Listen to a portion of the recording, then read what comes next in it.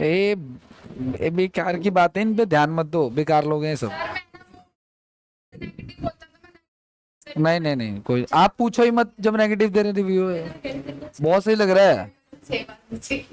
अभी जाते हैं सही सही। अब क्या बोलूं मैं। आजा चलो पढ़ाई में ध्यान देते हैं, वरना मैं फिर कुछ बोल दूं मुझे सॉरी बोलना पड़ेगा। आओ चलो ध्यान से सुनना, हम लोग पढ़ने जा रहे हैं मराठा एम्पायर के बाद। मुगल एम्पायर हमारा खत्म हो गया गाइस, और यहीं से ना ये समझ लो आप लोग कि अब हमारा मॉडर्न इंडिया शुरू हो जाता है। हम लोग मॉडर्न इंडिया में कदम रख चुके हैं इसी क्लास से, ठीक है। तो अब हम क्या क्या कदम पीछे नहीं पीछे का हटना भाई, इतने बड़े कदम है, हिस्ट्री हमने इतने क्लासेस में खत्म की है। मराठा एक बार वही वाला है ना 57 वाला, इंग्लिश 457 की शिवाजी को। हाँ वही सब है, ठीक है। आगे बढ़े, मैं आपको ये बता रहा हूँ कि हम क्या पढ़ रहे हैं अभी, मॉडर्न इंडिया पढ़ रहे हैं। आज मैंने एक डिसीजन लिया कि अपनी लाइफ में मैं जीके पढ़ाऊंगा तो मैं रिटन स्टेटमेंट्स का यूज़ नहीं करूंगा, सिर्फ पिक्टोरियल ही पढ़ाऊंगा। मतलब पिक्चर से ही पढ़ाऊंगा, सारी बातें बोलूंगा जो बोलनी होंगी। बाद में जब नोट्स भेजने होंगे तो मैं पीडीएफ वीडियो भेज दूंगा, जिसको लिखना होगा लिख लेगा। नहीं नहीं लिखूंगा। तो बीइंग अ गुड टीचर यही सिम्टम्स ठीक हैं। If you want to be a teacher, अच्छा वाला टीचर बनना है आपको, तो आप पूरा टेंशन लो उसका बच्चे का। लिखा हुआ तो कोई भी पढ़ देगा। अगर कोई ठीक ठाक पढ़ने वाला बंदा है ना तो वो कोई भी पढ़ के अब क्लास ले सकता है। जैसे आज ज्योग्राफी की क्लास मैंने सुबह पढ़ाया तो इंडियन माउंटेन रेंज के बारे में पढ़ाया मैंने पूरी क्लास वैसे ली, बिना लिखे पूरे वैसे ही पढ़ाया मैंने। इससे एक तो अपनी नॉलेज भी थोड़ी स्ट्रांग हो जाती है, ये चीज़ है। और मैं इस पर रिसर्च भी कर रहा था काफ़ी दिनों से कि कैसे इसको ठीक करें क्लास को और कैसे इंटरेस्टिंग बनाए, तो उसमें यही रिजल्ट आया। हम लोग पढ़ रहे हैं किसके बारे में, हम लोग पढ़ रहे हैं अब ना मॉडर्न इंडिया। किसके बारे में पढ़ रहे हैं हम लोग, मॉडर्न इंडिया के बारे में। और मॉडर्न इंडिया में गाइज आधुनिक भारत में जो है ना, ये भी छोटा टॉपिक नहीं है, लेकिन इसमें गाइज हम लोग सबसे पहले पढ़ेंगे मराठा के बारे में, ठीक है ना। इसके बाद पढ़ेंगे हम डिफरेंट स्टेट्स के बारे में गाइज, डिफरेंट स्टेट्स मतलब जैसे पंजाब हो गया, अवध हो गया, हैदराबाद हो गया, बंगाल हो गया, है ना। ऐसे ऐसे स्टेट जिन पे अंग्रेजों ने कैप्चर कर लिया, ठीक है। वो किसी भी रीजन से कैप्चर किया हो सकता है कि पुअर एडमिनिस्ट्रेशन के कारण कैप्चर किया हो। देखो जब मुगल कमजोर हो गए तो हमने पीछे पढ़ा भी था, औरंगजेब के टाइम पे अवध ने अपने आप को फ्री कर लिया था, हैदराबाद ने अपने आप को फ्री कर लिया था। तो यही सब चीज़ें आगे होने वाली, तो डिफरेंट स्टेट्स पढ़ने वाले हैं। इसके बाद हम पढ़ेंगे यूरोपियन कंट्रीज के बारे में, यूरोपियन कंपनीज जो आई ना, ब्रिटिश, डच, डेनिश, फ्रांसीसी, स्वीडिश, ये सब कुछ। सबसे पहले पोर्तुगीज आए, फिर ब्रिटिश, डच, डेनिश, स्वीडिश, फ्रांसीसी, ऐसे करके सारा का सारा। उसके बाद हम पढ़ेंगे मेनली ब्रिटिश एम्पायर के बारे में पढ़ेंगे हम लोग। इसके अलावा वॉइस रॉय और गवर्नर जनरल, गवर्नर जनरल और वॉइस रॉय के बारे में पढ़ेंगे हम लोग, ठीक है। इसके बाद हम पढ़ेंगे आईएनसी के बारे में, इंडियन नेशनल कांग्रेस के बारे में। इसके अलावा हम पढ़ेंगे इंडियन फ्रीडम स्ट्रगल, है ना, फ्रीडम स्ट्रगल के बारे में पढ़ेंगे। फ्रीडम स्ट्रगल दो हिस्सों में पढ़ेंगे, एक आज़ादी से पहले वाला और एक गांधीयन एरा 1920 के बाद वाला, ठीक है। उसके बाद ये खत्म हो जाएगा टॉपिक हमारा, लेकिन ये कम नहीं है, ठीक ठाक टॉपिक्स हैं ये। सबसे पहले मराठा के बारे में बात करते गए, तो मराठा एम्पायर की बात करूंगा कि मराठा कहाँ से आया अचानक से। तो भाई ये वंशज हैं किसके, महाराणा प्रताप के। किसके वंशज हैं, ठीक है, महाराणा प्रताप के। हालांकि शिवाजी के कास्ट के ऊपर ना ब्लेम लगता रहता है, ठीक है ना। शिवाजी के कास्ट के ऊपर ब्लेम लगता है कि वो अपर कास्ट के थे या लोअर कास्ट के थे, ऐसा डिबेट चलता रहता है महाराष्ट्र में, ठीक है ना। क्योंकि शिवाजी जब राजा बने थे ना तो किसी पंडित ने उनका वो नहीं किया, तो उनको पंडित लाना पड़ा, इधर इलाहाबाद से एक पंडित लाना पड़ा अलग से। तो ये क्यों हुआ इसके पीछे, ठीक है, वो चीज़ है। तो मराठा एम्पायर कोई पूछे कि ये किसके वंशज हैं, तो ये आप कहोगे सिसोदिया वंश के। किसके, सिसोदिया वंश। जब हम मिडवल शुरू कर रहे थे तो हमने बहुत सारे वंश पढ़े थे, उसमें हमने ये वंश नहीं पढ़ा था। वैसे तो राजपूत वंश में ही आते हैं सिसोदिया। तो सिसोदिया की कई सारी ब्रांचेस, जिसमें महाराणा प्रताप वाली ब्रांच आती है, और वो चित्तौड़गढ़ का जो रावल रतन सिंह वाली पद्मावती वाली ब्रांच आती है, वो भी सिसोदिया ही है। वो सब एक ही कैटेगरी के हैं। तो उसी सिसोदिया के ये भाई हैं कौन, ये इस तरफ आ जाते हैं। लेकिन मराठा इतने ग्रो क्यों हो पाए, ये राजपूतों से अलग क्यों है तो ये राजपूत ही, लेकिन मराठा आ गए। अब राजपूत इसलिए ये इंपॉर्टेंट हैं क्योंकि ये राजपूतों के जैसे फालतू के रूल रेगुलेशन फॉलो नहीं करते। क्या, राजपूत कौन, जो सच बोले हमेशा, जो तलवार जैसे सामने लड़ रहा है किसी से, उसकी तलवार गिर गई है तो पहले उसको मौका देगा तलवार उठाने का, पीठ के पीछे वार नहीं करेगा, धोखे से वार नहीं करेगा, ये सारी चीजें। जबकि इनमें ऐसा कुछ भी नहीं था। ये लोग अपने रास्ते में जो भी चीज आती थी उसको लूटते थे। सूरत को उन्होंने 2 बार लूटा, ठीक है ना, वो सारी चीजें। और हमने पीछे एक सीन पढ़ा था, याद करो, जब हमने औरंगजेब के चारों भाइयों की लड़ाई करवाई थी, है ना, बहादुरपुर का युद्ध और बाकी सारी चीजें। तो उसमें एक राजा, मिर्जा राजा जयसिंह के बारे में हमने पढ़ा था, अगर याद होगा आपको तो मिर्जा राजा जयसिंह की इसकी लड़ाई होती है शिवाजी से, और शिवाजी हार जाते हैं और पुरंदर की संधि होती है, ठीक है। वो हम पहले डिस्कस कर चुके थे। मतलब शिवाजी कंटेम्परेरी है किसके? औरंगजेब के। औरंगजेब के कंटेम्परेरी, मेन राजा तो औरंगजेब है, तो औरंगजेब की बात करते हैं, वो चीज है। अब ये जो मराठा एम्पायर है गाइस, मैंने कहा ना, ये राजपूत के पार्ट है। किसके पार्ट है ये? राजस्थान के जो राजपूत हैं उनके पार्ट हैं ये, सिसोदिया वंश के। लेकिन उनसे अलग क्यों है? क्योंकि ये राजपूतों के जैसे, है ना, रूल्स रेगुलेशन फॉलो नहीं कर रहे हैं, है ना। तो ये छुप के वार भी करते हैं। गोरिल्ला टेक्निक इनकी है। गोरिल्ला टेक्निक क्या? कि भाई दुश्मन आया, उसको मारा, फिर वापस छुप गए, फिर मारा, फिर छुप गए, ऐसे करके। इनको पकड़ना मुश्किल था, वरना औरंगजेब तो कब के पकड़ लेता, लेकिन पकड़ना बड़ा मुश्किल था इनको, ठीक है, वो चीज़ है। तो ये सारी चीज़ें हुई। इसके अलावा गाइस, ये जो मराठा एम्पायर हम पढ़ने वाले हैं, इसमें जो राजा होता है उसको छत्रपति कहते हैं। क्या कहते हैं उसको?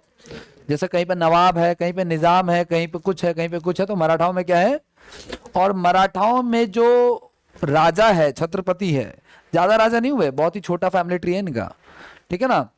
छत्रपति के बाद जो सबसे बड़ी पोस्ट होती थी गाइस, वो पेशवा की होती थी। किसकी होती थी? पेशवा की, ठीक है। लेकिन एक टाइम के बाद पेशवा इतने बड़े पावरफुल हो गए कि उन्होंने कहा नहीं, छत्रपति को साइड कर दो आप।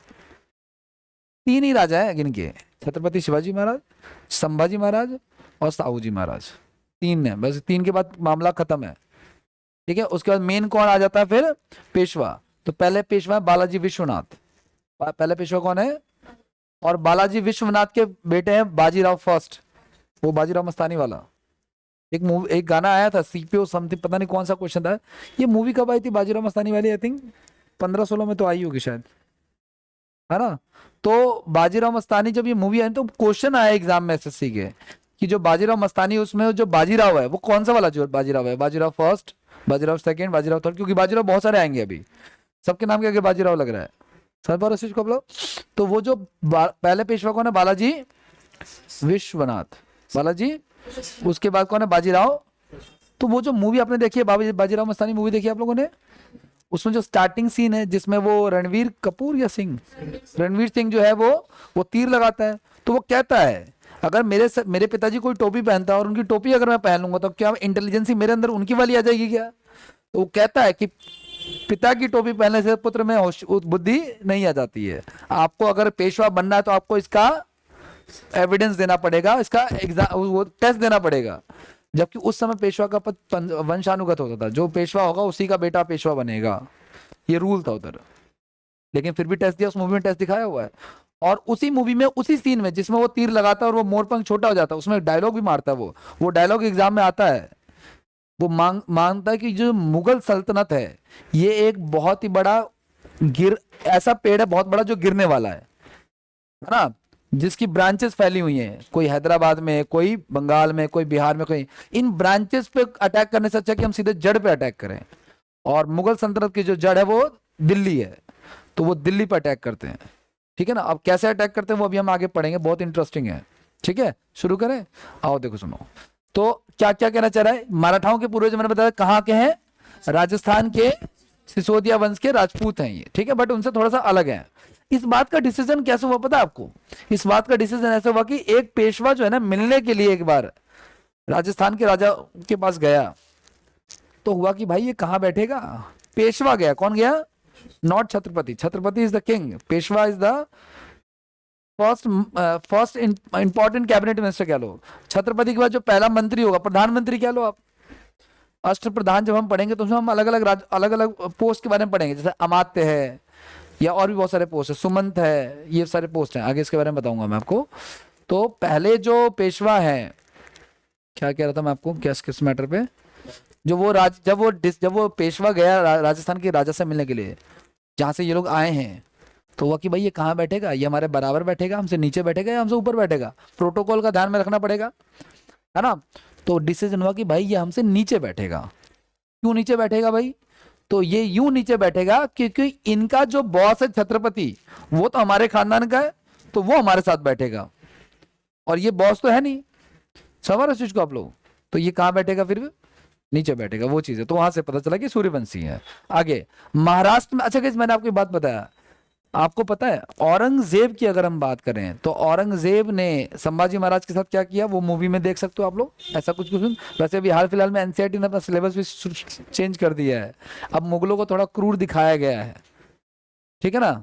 और ये बताया गया, मतलब स्टेटमेंट बदले गए हैं एनसीईआरटी में, उसको लेकर बवाल कट रहा है अब कि बीजेपी का प्रोपेगेंडा है या जो भी है, जो भी है, ठीक है, वो चीज है। खैर, मैं अगर इनको कहता हूँ कि आप ये कंठी माला नहीं पहन सकते हो, आप ये तिलक नहीं लगा सकते हो, जितना मैं इनको रोकूंगा इनके अंदर और ज्यादा क्या आएगा, गुस्सा आएगा, और ज्यादा ये काम करेंगे। तो ह्यूमन टेंडेंसी है कि आपको जिस काम के लिए रोका जाएगा आप उतना ज्यादा वो काम करोगे। समझ रहे हो आप लोग।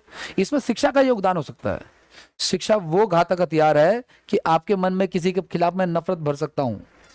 इस क्लास में मैं किसी की भी कम्युनिज्म, किसी भी कम्युनिटी के खिलाफ बोलूं, और वहां से धीरे धीरे धीरे धीरे, और ऐसा लगने भी नहीं दूंगा, मैं फील भी नहीं होने दूंगा आपको कि मैं कुछ बोल रहा हूं। समझ रहे हो। सोचो जब इतने मैच्योर लोगों को बोला जा सकता है तो छोटे बच्चों को तो क्या ही बोला जा सकता है।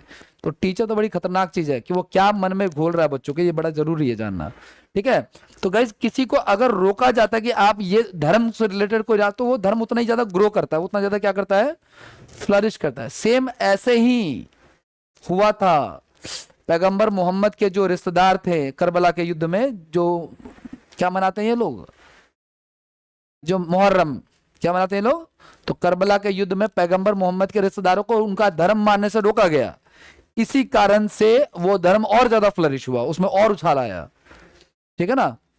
तो अगर हिंदुइज्म पे कोई बात आती है या मुस्लिमिज्म पे कोई बात आती है, उसको सुप्रेस किया जाएगा, क्रिश्चियनिटी पे को सुप्रेस किया जाएगा, तो वो और ज्यादा क्या करेगा, पक्का फ्लरिश करेगा, वो और ज्यादा बॉन्डिंग। एक बात है, क्या बात है, हम किसी कम्युनिटी से बिलोंग नहीं करते, अगर हमारे रिलीजन से है ना, तो एक मैटर पे बात, अभी मैं कृष्ण की बात करने लग जाऊं या राम की बात करने लग जाऊं, तो सबके सब यूनाइटेड होते हुए नजर आएंगे ज्यादातर लोग। समझ रहे इसको आप लोग, वो चीज है। तो कुछ है जो बांध रहा है यहाँ पे। तो औरंगजेब ने धर्म का प्रयोग किया, ठीक है ना, सुप्रेस करने की कोशिश की, हिंदुइज्म के कई सारे मंदिरों को तोड़ा, सोमनाथ का मंदिर, काशी विश्वनाथ मंदिर, है ना, ये आपका अयोध्या का, और ये मथुरा वाला। तो ये सारे मैटर जब उठे ना, उसके कारण से मराठाओं को और ज्यादा क्या मिला, उनको भाव मिला, क्योंकि उनको मंदिरों को तोड़ा गया, तो उसकी वजह से ग्रो किया उन लोगों ने, ठीक है, ये चीज है। तो इनका ग्रोथ कैसे हुआ मराठाओं का, तो महाराष्ट्र में जो भक्ति आंदोलन हुए उसके कारण से, और औरंगजेब के कट्टर होने के कारण से। अगर औरंगजेब कट्टर ना होता तो इनको भाव कौन देता फिर, है ना। मैं इनको कहता हूं कि तुम लोगों का धर्म खत्म कर दूंगा।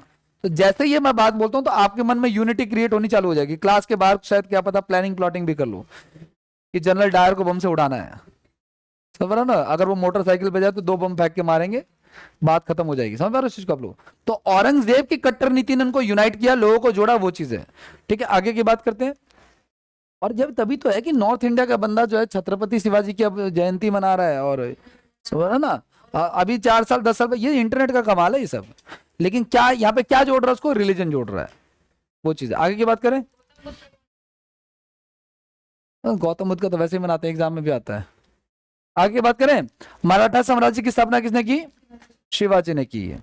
आगे नेक्स्ट, शिवाजी का जन्म हुआ 20 अप्रैल 1600 पूना के निकट गए शिवने। अच्छा, मराठाओं से रिलेटेड बात करें तो एक करंट अफेयर्स की बात बता दूं कि अभी हाल फिलहाल में महाराष्ट्र में 12 मराठा फोर्ट्स को, 12 मराठा किलों को विश्व धरोहर सूची में शामिल कर लिया गया है यूनेस्को की वर्ल्ड हेरिटेज साइट में। 12 के 12, ठीक है ना, लेकिन उनको एक ही कंसिडर किया जाएगा। 12 अलग अलग UNESCO world heritage site consider. जैसे आप कभी पढ़ोगे ना यूनेस्को की वर्ल्ड हेरिटेज साइट, तो उसमें एक आता है आपका राजस्थान के किले। अब जब बोला उसने राजस्थान के किले, तो उसमें चित्तौड़गढ़, है ना, जयपुर का किला, सारे किले एक साथ आ जाएंगे उसमें। अलग अलग जगह पे हैं लेकिन वो सारे एक साथ ही काउंट होंगे, ये चीज है। तो ठीक है, तो अभी करंट में ये हुआ है, अभी 2-4 दिन पहले करंट अफेयर्स की बात है ये, 12 किलो को, ठीक है ना। तो 1627 में इनका जन्म हुआ 20 अप्रैल को। कहां पे हुआ, शिवनेर दुर्ग पे हुआ, शिवनेर नामक स्थान पे हुआ। आगे क्या करें आपका, इनके पिता जी का नाम है शाहजी भोसले, इनके माता जी का नाम है जीजाबाई, इनके गुरु का नाम है कोंडदेव।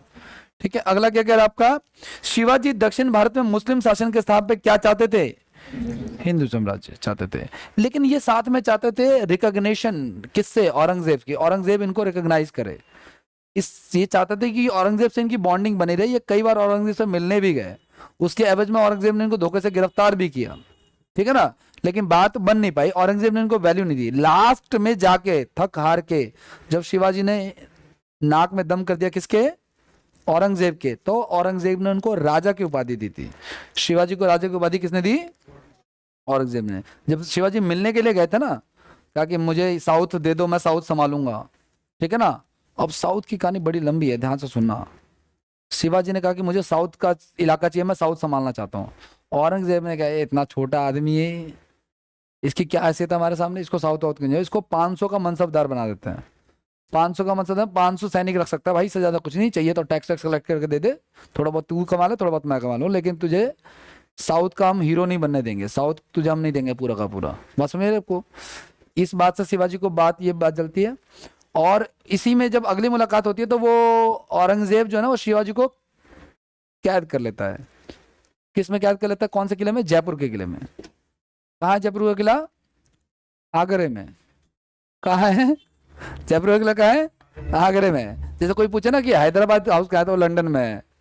हैदराबाद में क्यों होगा यार हैदराबाद हाउस, खुद बताओ आप। हैदराबाद में हैदराबाद पूरा हैदराबाद ही अपना, तो उसमें हाउस बनाने क्या होता है। हैदराबाद को अगर हाउस बनाना तो किसी और कंट्री में बनाए, किसी और देश में बनाए, या किसी और राज्य में बनाए, समझ रहे हो इसको आप लोग। तो जयपुर का किला, एम्बेसी की बात करो ना आप लोग, वो चीज है। तो जयपुर के किले में औरंगजेब ने किसको कैद किया, शिवाजी को कैद किया। और लगभग कुछ महीने वो वहां पे रहे, फिर आम की बड़ी बड़ी टोकरियों में छुप के बाहर आए, फिर उन्होंने अपना दोबारा से अपना राज्याभिषेक कराया, फिर लड़े दोबारा से, ठीक है।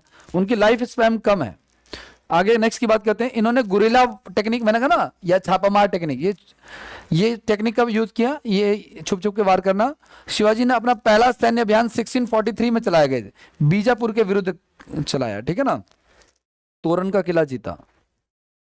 शिवाजी ने बीजापुर के सेनापति अफजल खां की हत्या कर दी। वो बाघनख वाला देखते हो ना आप लोग, बाघनख छुपा के। अफजल खां बहुत ज्यादा साइज में क्या था, बड़ा था। तो अफजल खां और शिवाजी की मीटिंग होनी थी, ठीक है ना। और प्लानिंग ये थी कि भाई कोई भी हथियार लेके नहीं आएगा, ना अफजल खां आएगा ना शिवाजी आएंगे, लेकिन शिवाजी को मिलने जाना था एक्चुअली, ठीक है ना।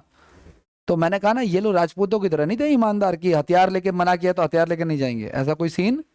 तो वो बाघ नख यहाँ पे लेके गए थे, है ना, इस तरीके का यहाँ पे नाखून बना होता था, छुपा के अंगूठी की तरह लगता था ऊपर से, है ना। जैसे देखा ना कुछ गुंडे पहनते वहां पे हाथ में मारने वारने के लिए देखा होगा, तो ऐसे सेम यहाँ पे नाखून बने हुए थे और बहुत ही शार्प होता था। शिवाजी वो पहन के गए, चेकिंग हो गई भाई, ऐसे करके चेकिंग हो गई, अंदर चले गए।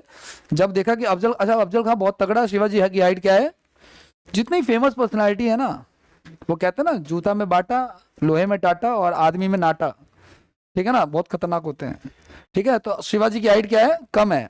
अकबर की हाइट क्या है, बहुत, 5 फुट 5 इंच अकबर। लेकिन अकबर का शरीर तगड़ा है, शिवाजी का शरीर भी तगड़ा है। ये लोग एक्सरसाइज करते थे उस हिसाब से, कब कैसी सिचुएशन आ जाए। ऐसा नहीं था मूवी में दिखाया 200, 250, 500 को एक ही साथ मार रहे हैं, ऐसा भी नहीं है, ठीक है ना। लेकिन इनका अंदर पोटेंशियल होता था, ठीक है, आलस नहीं होता था, एक्टिव रहते थे, इस तरह की कुछ गतिविधियां करते थे ये लोग, ठीक है ना। तो बाघ नख से उन्होंने अफजल खां का पेट जो है वो फाड़ दिया, बात खत्म हो गई, अफजल खां को मार दिया उन्होंने, ठीक है। आगे की बात करते हैं।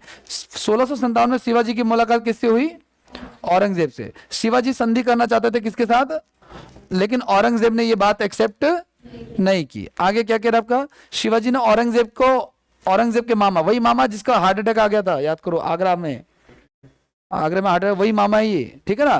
तो शिवाजी ने औरंगजेब के मामा का ट्रांसफर फिर आगरा से साउथ हो गया। औरंगजेब जो था ना, वो अपने पिता, कौन है औरंगजेब का पिता, शाहजहां की तरह वैसा नहीं था कि वह बिल्डिंगें बनवा रहा है वाइफ के लिए या अनाप शनाप, उसका बिल्डिंगें बनवाने में कोई इंटरेस्ट। कुल मिला के जीवन में शायद एक ही बिल्डिंग बनवाई होगी, वो भी अपनी वाइफ के लिए, वो भी कहने पे, बहुत ज्यादा रिक्वेस्ट पे। सर अजय के ये बीना बजाना बहुत पसंद करता नहीं, वो वीणा बजाने का तो है, है। बीना बजाना मतलब जैसे जैसे फुटबॉल का है, बीना बजाने के लिए इसको। बिल्कुल है। पेंटिंग के लिए इसका जहांगीर था, वीणा बजाने के लिए था, म्यूजिक के लिए था ये, ये चीज़ है। अब ये लोग ये भी करते थे ना कि ऐसा होता था कि जैसे जहांगीर को पेंटिंग से कोई लेना देना नहीं है, तो जब जहांगीर पहले आया या औरंगजेब, तो जब जहांगीर को पेंटिंग पसंद थी तो सारे पेंटर्स को उसने प्रमोट किया, लेकिन औरंगजेब ने उनकी छुट्टी कर दी, उनको साइड कर दिया। तो मैंने बताया सारे पेंटर्स इधर उधर हो गए। कुछ पेंटर चले गए बिहार, बिहार में उन्होंने पेंटिंग का नया आर्ट ड्राफ्ट किया जिसको पटना कलम कहते हैं, ऐसा कुछ। हाँ, पटना चित्रकला कहते हैं या पटना कलम कहते हैं, पटना कलम इसका एक्चुअली नाम है।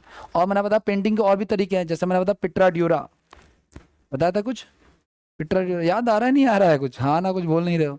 पिट्रा ड्यूरा जो बताया था कि संगमरमर में, जैसे आपने ताजमहल देखा होगा या कभी आप गए होगे लाल किला तो दीवाने खास देखा होगा।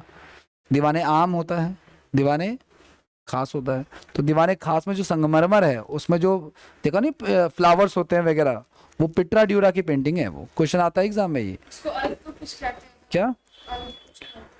पिट्रा ड्यूरा कहते हैं, अल्प का तो मुझे आइडिया नहीं है फिर। ठीक है ना, आगे की बात करें तो शाइस्ता खां को हरा दिया। अच्छा, औरंगजेब का एक्सपेंशन इतना हो चुका था ना कि उसको संभालना मुश्किल होता था। उसने कहा था, मैंने बात बताई थी कि जब वो मर गया, जब वो मरने वाला, तो उसने कहा था कि मेरे बाद कोई हैंडल करने वाला नहीं होगा। इतना ज्यादा उसने विस्तार कर लिया, इतना ज्यादा इसने संभाले, पूरा नॉर्थ इंडिया साउथ इंडिया सब संभाल रहा है वो। ठीक है, और इसलिए वो सेंटर में जाके बैठा हुआ है ना, कि भाई नॉर्थ में पंगा होगा तुरंत भागेंगे, साउथ में पंगा होगा तुरंत भागेंगे, औरंगाबाद में जाके बैठा हुआ है। ठीक है ना, वो चीज है। आगे की बात करते हैं नेक्स्ट। 1664 में गए शिवाजी ने सूरत में पहली बार लूटा। कब लूटा? 1664 में गए। सूरत उस समय मुगलों के लिए बहुत बड़ा एक बिजनेस हब था। याद करो, हम एंशियंट हिस्ट्री से पढ़ते आ रहे हैं। सबसे पहले हमने मगध को प्रमोट किया, फिर हमने कन्नौज को प्रमोट किया, फिर हमने नॉर्थ इंडिया लाहौर दिल्ली वगैरह प्रमोट किया। ठीक है ना, अब सूरत आ रहा है बीच में। बिजनेस के लिए क्या फेमस हो रहा है? सूरत। तो सूरत को उन्होंने लूटा। उस समय सूरत पैसे का हब था, व्यापारी ज्यादा रहते थे। सूरत को 2 बार लूटा है, एक बार लूटा 1664 में, एक बार और लूटा हुआ है। सूरत को जब शिवाजी ने लूटा तो औरंगजेब ने शिवाजी के विरुद्ध एक बड़ा अभियान भेजा, और इस अभियान का नेतृत्व राजा जय सिंह ने। कौन सा राजा जय सिंह? मिर्जा या सवाई? मिर्जा राजा जय सिंह। कौन? मिर्जा राजा। सवाई वाला तो पढ़ने वाला था। नहीं जो हाँ, 200 साल का भी गैप है, वो तो है ही है खैर, लेकिन मैं तो वैसे पूछ रहा हूँ आपसे। सवाई राजा जय सिंह कौन है? वो जो पढ़ने में इंटेलिजेंट है, वो 1700 के आसपास है। ये तो पहले ही चल रहा है, बहुत पहले चल रहा है ये तो मैटर। ठीक है ना। और वो जो सवाई राजा जय सिंह है, जो जयपुर का जो फाउंडर है, वो भाई वो 1725 के आसपास सती प्रथा को खत्म कर देता है, अबॉलिश कर देता है। जबकि उसके 100 साल बाद अंग्रेज अबॉलिश करते हैं, राजा राम मोहन राय वगैरह मिलकर के। ठीक है ना, 100 साल पहले चल रहा है वो अपने समय से। अलजेब्रा पे किताबें लिख रहा है ना, ट्रिग्नोमेट्री पे किताबें लिख रहा है। राजस्थान के जितने राजा देखोगे ना, सबके हाथ में तलवारें देखोगे आप। एक वही राजा जिसके हाथ में मिलेगी आपको किताब। तो जितने भी आप ये देख रहे हो, ये जंतर मंतर, वो सारे के सारे किसके बनाए हुए हैं? और जंतर मंतर का काम क्या है? क्या काम है जंतर मंतर का? डायरेक्शन दिखाता वो, है ना। वो आपका ज्योग्राफी से, एक्सोबायोलॉजी से रिलेटेड है आपका। सूर्य और चंद्रमाओं की गणना करके सही समय बताना जंतर मंतर का काम है। वहां पे जो इक्विपमेंट लगे हुए हैं, ठीक है ना, ये सारे काम वो उसमें काम कर रहा है वो बना। हाँ, 5 जगह पे ये टोटल। ठीक है, तो राजा जय सिंह ने जो है उसको किया, और इस अभियान में शिवाजी हार गए, पुरंदर की संधि हो गई। मैंने आपको कहा शिवाजी तथा जय सिंह के बीच में 5 जून 1665 को पुरंदर की संधि हुई। ये किसकी वजह से हुई है? वो 1664 में अटैक करने पे, सूरत को लूटने की वजह से सारा काम हुआ है। ठीक है ना। आगे नेक्स्ट, इस संधि के बाद शिवाजी ने अपने पुत्र संभाजी को औरंगजेब की सेवा में भेजा। ठीक है ना, सोचा कि अब एग्रीमेंट हो जाएगा, अब औरंगजेब मान जाएगा, अब हमें रिकॉग्नाइज कर देगा। ठीक है, और खुद अकेला 1666 में औरंग संधि में ये बात हुई होगी कि भाई अपने बेटे को हम यहाँ पर रख दो, तुम बहुत उछल रहे हो, तुम कुछ करोगे हम बेटे का गला दबाएंगे, इस तरह कुछ एग्री। जैसे टीपू सुल्तान का होने वाला, अभी पढ़ेंगे टीपू सुल्तान तो बताऊंगा। Tipu Sultan 3rd Anglo Mysore war में टीपू सुल्तान के ऊपर अंग्रेजों ने 1 करोड़ का फाइन लगाया। अंग्रेजों का पॉलिसी थी कि जिसको लड़ेंगे, जिसको हराएंगे, उसका युद्ध का सारा खर्चा लेंगे, पहले तो खर्चा दो तुम, है ना, उसके बाद बात की बात होगी। तो टीपू सुल्तान के ऊपर 1 करोड़ का फाइन लगा 3rd एंग्लो मैसूर वॉर में। टीपू सुल्तान वो नहीं दे पाया, तो उन्होंने कहा दोनों बच्चे ले जा रहे हैं हम लोग। ठीक है ना, आपके पास जब पैसे हो आप देना और ले जाना। ठीक है ना, 50 लाख का एक बेटा, 50 लाख का दूसरा। ठीक है, EMI में छुड़वाया उसने। ठीक है ना। तो 1666 में औरंगजेब से मिलने के लिए कहाँ पहुंचे वो लोग? आगरा पहुंचे, लेकिन औरंगजेब ने इनको धोखे से कैद कर लिया और जयपुर महल में गए। जयपुर फोर्ट में जो है उनको क्या कर दिया, अरेस्ट करके रख लिया। किसको? शिवाजी को। बताओ शिवाजी का जन्म कब हुआ? 20 अप्रैल कब? 1600 क्या? हाँ, ये जो मराठा से कहां से बिलोंग करते हैं भाई? वेरी राजस्थान के कौन से वंश से? सिसोदिया वंश से बिलोंग करते हैं। इनके ग्रो करने का मेन कारण क्या है? औरंगजेब की धार्मिक नीति, रिलीजियस पॉलिसी, और इन लोगों का खुद का जो पॉलिसीज है ना, गोरिल्ला टेक्निक और ये जो सारी चीजें जो जो राजपूतों से अलग है। ठीक है, आगे नेक्स्ट की बात करते हैं। आगे नेक्स्ट है शिवाजी ने इसको कब लूटा, क्या नाम है? 1664 में। किसको लूटा? सूरत को लूटा। ठीक है ना, सूरत को लूटने के बाद गई शिवाजी की लड़ाई किससे हो जाती है? औरंगजेब की तरफ से कौन है? जय सिंह है। कौन जीत जाता है? जय सिंह जीत जाता है। कौन सी संधि होती है? पुरंदर की संधि होती है। पुरंदर की संधि होती है कब? 1660। यहां तक ध्यान में रखना। अब आगे की बात करते हैं। शिवाजी, अच्छा गाइस एक चीज और, इसके बाद क्या होता है? पुरंदर की संधि के बाद जो होता है ना, पुरंदर की संधि के बाद शिवाजी का जो बेटा है कौन? संभाजी। ये चले जाता है किसकी सेवा में? औरंगजेब के दरबार में काम करने। ठीक है ना, और वहां पे एग्रीमेंट करने के लिए दोबारा से शिवाजी पहुंचता है, लेकिन उसको अरेस्ट कर लेता है और उसको जयपुरी महल में रख लेता है। जयपुरी महल कहाँ पे है? जयपुर महल का हो या जयपुरी महल का हो, वो चीज है। आगे नेक्स्ट और क्या कह रहा है आपका, और देखो आप लोग, और क्या होता है? शिवाजी बहुत जल्द वहां से भेष बदल के भाग जाते हैं, उस महल से आम की टोकरी में छुप करके भाग जाते हैं। बात खत्म हो जाती है। इसके बाद क्या होता है? शिवाजी ने अपना दोबारा से सूरत को लूटा। कब? 1600। पहले कब लूटा था? 1600। अब लूटा 1600 कितने? 6 साल बाद दोबारा लूटा। हिम्मत देख रहे हो आप कि पहला युद्ध लड़ा था, उसमें हारे, पहला सूरत को लूटा, फिर हारे, फिर दोबारा सूरत को लूटा है। ठीक है ना। अगला क्या कह रहा है आपका? 1674 में शिवाजी ने रायगढ़ के किलों का अपना राज्याभिषेक कराया और छत्रपति का टाइटल होल्ड किया। ठीक है ना। शिवाजी का राज्याभिषेक किसने किया? ये पंडित कहां से आया, इसी की बात कर रहा था मैं। हाँ, इलाहाबाद से जो है, बनारस से स्पेशल पंडित क्यों बनाया गया? क्या महाराष्ट्र में पंडित नहीं थे क्या? तो ऐसा कहते हैं अब उनकी कम्युनिटी के पैसे। मैं एक बार किसी मराठी टीचर का वीडियो देख रहा था, वो हिस्ट्री पढ़ा रहा था। अब मराठी टीचर पढ़ा तो छत्रपति जी को और प्रमोट करके दिखाएगा वो, और दिखा भी रहा था वो। तो उसी में वो बात हुई कि क्योंकि वो अब देखो कोई मराठी पीसेस के बारे में पढ़ा रहा है, महाराष्ट्र पीसेस के बारे में पढ़ा रहा था, वो इन डेप्थ पढ़ाएगा ना। वो तो हमारा तो इन डेप्थ उतना है नहीं, वो चीज़ है। तो वहां से ये बात मुझे पता चली, ये चीज़ है। आगे नेक्स्ट, शिवाजी का सैन्य अभियान जो है वो कर्नाटक की तरफ चला गया 1676 में। अगला क्या कह रहा है आपका? औरंगजेब कभी भी शिवाजी को पराजित नहीं कर सका और लास्ट में थक हार कर औरंगजेब ने शिवाजी को कौन सा टाइटल दिया? अच्छा, जजिया कर लगा दिया, ये तो चलो ठीक है, लेकिन एक टाइटल भी दिया है। ठीक है ना। औरंगजेब ने शिवाजी को कभी पराजित न कर सका और लास्ट में थक हार कर उसने क्या कर दिया? जजिया कर लगा दिया। जजिया कर का विरोध करने वाला एकमात्र शासक शिवाजी थे। विवश होकर के शिवाजी ने राजा की उपाधि दी। किसको? शिवाजी को। शिवाजी को टाइटल मिला राजा का। 12 अप्रैल 1680 को शिवाजी की क्या हो जाती है? डेथ हो जाती है। सारे फैक्ट्स याद रहेंगे आपको। ठीक है ना।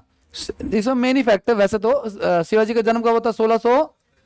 उन्होंने उसको कब लूटा? सूरत को। और दूसरी बार कब लूटा? 70 में। पुरंदर की संधि होती है 1665 में। ठीक है ना। ये सारी बातें हुई। ठीक है। औरंगजेब ने उनको अरेस्ट किया था। कहाँ पे रखा था? जयपुरी महल में रखा था। ये जयपुर महल में रखा था, वहां से भाग करके चले गए वो लोग। ठीक है ना। 1680 में इनकी क्या हो जाती है? बहुत ही छोटी, मतलब ज्यादा बड़ी जिंदगी नहीं है, 40-50 साल के लाइफ में उनका एंड अप हो जाए। हाँ, 74 या 76। हाँ, भागने के बाद दोबारा राज्याभिषेक रहता है। 2 बार राज्याभिषेक, पहले भी हो चुका है एक बार भागने के बाद दोबारा है ना, उसके बाद दोबारा राज्याभिषेक। औरंगजेब उनको पकड़ ही नहीं पा रहा था। ठीक है ना, वो चीज है। आगे नेक्स्ट क्या कह रहा है आपका? शिवाजी की जीवनी का नाम है गई, उनकी जो बुक है ऑटोबायोग्राफी है, उनकी बायोग्राफी कह लो, उनका नाम है बखर।